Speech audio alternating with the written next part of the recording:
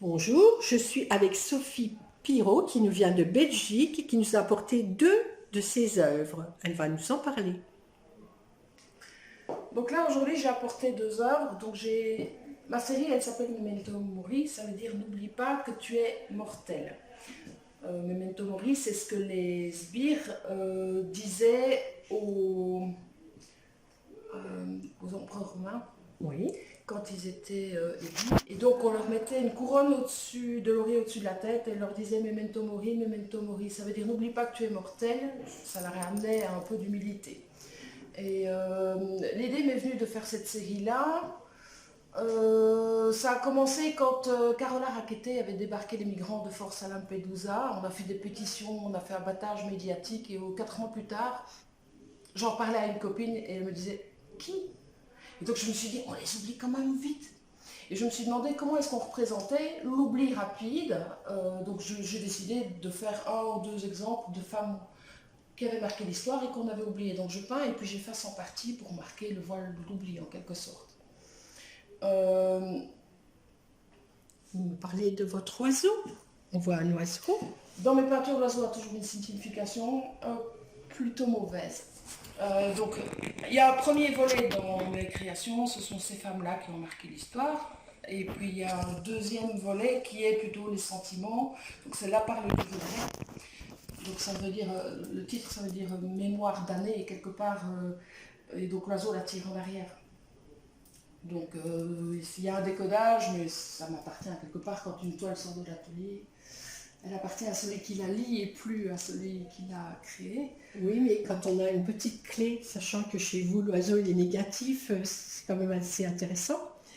Et vous nous avez dit que, en fait, tout était prêt à disparaître, même la cathédrale. Vous nous avez parlé de ça tout à Oui, l'heure. donc ça s'appelait Memento Mori, même les cathédrales ne sont pas éternelles. Et en fait, tout ça est né en même temps parce que c'était quand Notre-Dame de Paris a brûlé.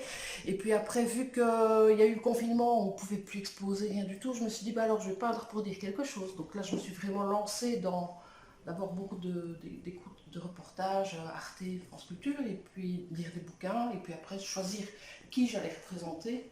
Ça prend un temps bête de peindre une toile. Donc, Alors, le nom de ces 2 femmes que vous avez représentées? là, c'est Edmond Charleroux.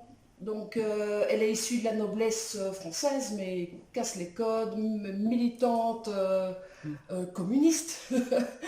Et puis, elle sera rédacteur en chef en fait du catalogue. Je pense que c'était elle. Et c'est la première qui met des articles de fond dans un journal de mode. Donc, ce n'était plus que la femme pour son corps, c'était aussi des articles intellectuels. Et elle s'est fait virer dans les années 60. Prétexte, elle avait voulu mettre une femme noire en première de couverture. Et donc, mais bon, je pense qu'elle n'était pas super bien vue pour ses opinions politiques non plus. Et l'autre femme? Bah ça, elle parle des regrets en fait, celle-ci. Hein. Donc elle Oui. parle de ce qui nous tire en arrière, qui nous happe, avec quand même toujours le voile de l'oubli, c'est-à-dire que le temps résout souvent beaucoup de choses. Alors, je vois sur les 2 tableaux un trait rouge. Est-ce qu'il a aussi une signification?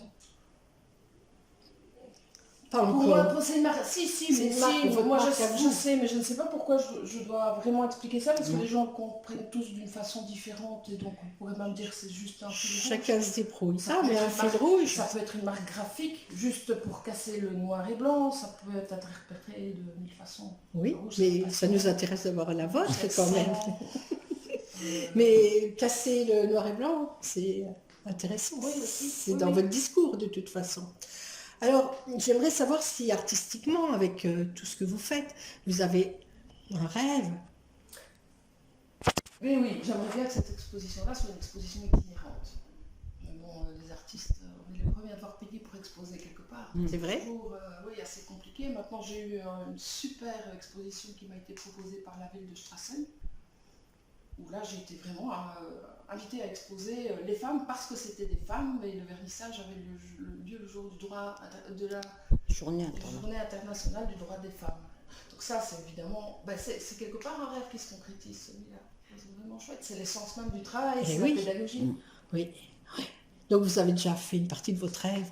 faut que ça continue. Alors, Oh oui, c'est sûr. Alors, on vous remercie déjà, mais on va vous demander si vous voulez bien faire une petite signature, quelque chose sur le petit carnet.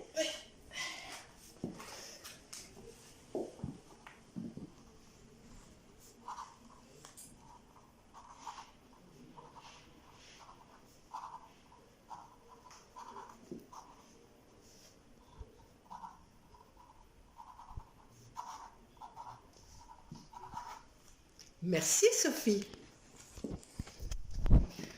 Marie